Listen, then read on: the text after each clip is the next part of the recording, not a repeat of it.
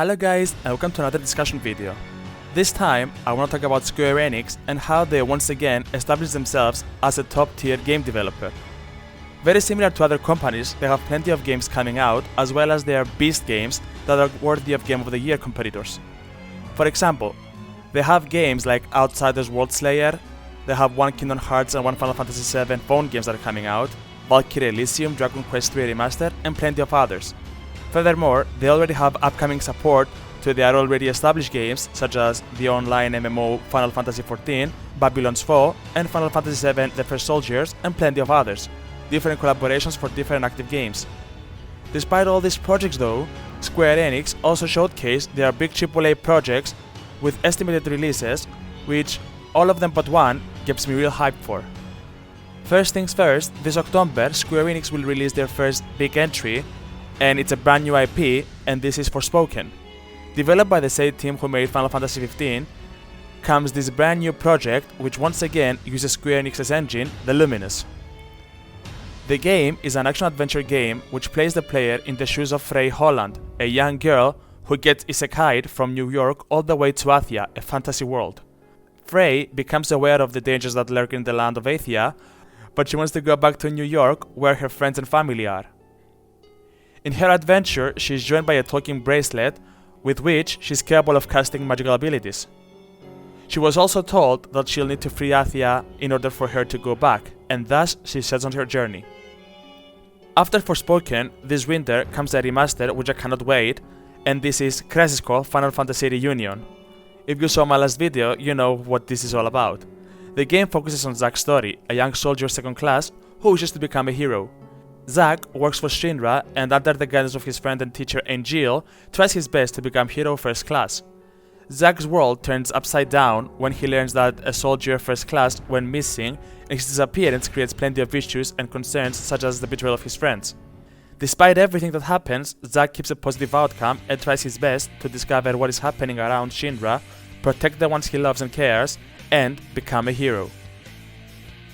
Furthermore, after Crisis Core comes the brand new Final Fantasy XVI. The game is said to be the next mainline game of the series. The game is directed by Yoshi P, who is behind the success of Final Fantasy XIV.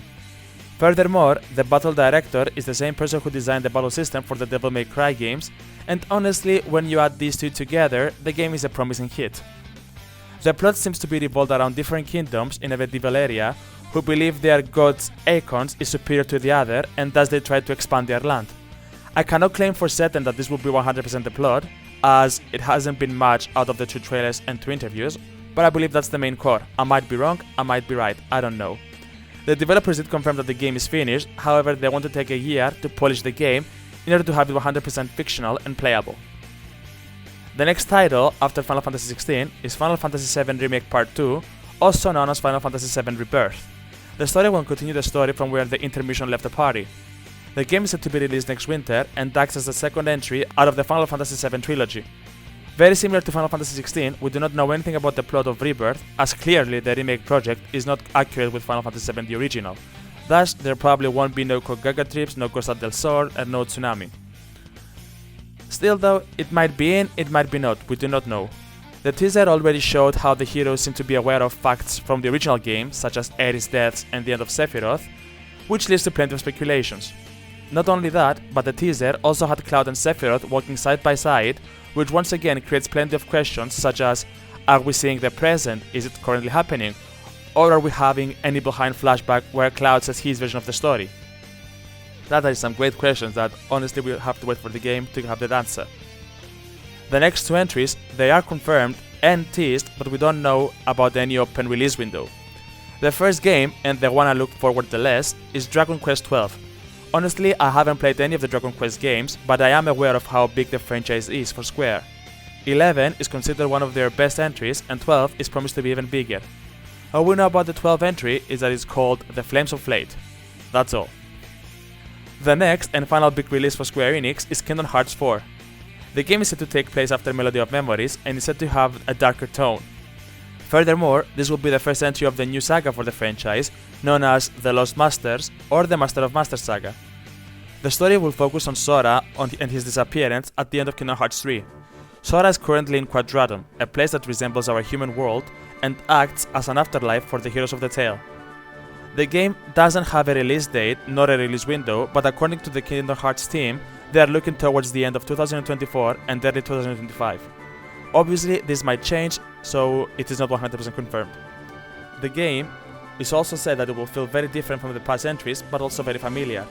Reaction commands will return to Kingdom Hearts again, as we've seen in the teaser. Overall, Square Enix seems to have an amazing lineup for the fanbase. As mentioned, these 6 titles are the ones that they're meant to be their next big projects, but they have plenty of smaller ones that will soon be released in different platforms. Obviously, this lineup that I made has Kingdom Hearts 4 as being the last released title, but who knows, Square Enix might announce something in the next few days again for a closer release date. We do not know, but this is what we know as of now. I hope you guys enjoyed the video. If you did, please leave a like and subscribe. Tell me in the comments below what game gets you more excited for out of Square Enix projects. Till then, take care and I'll see you all in the next one. See ya!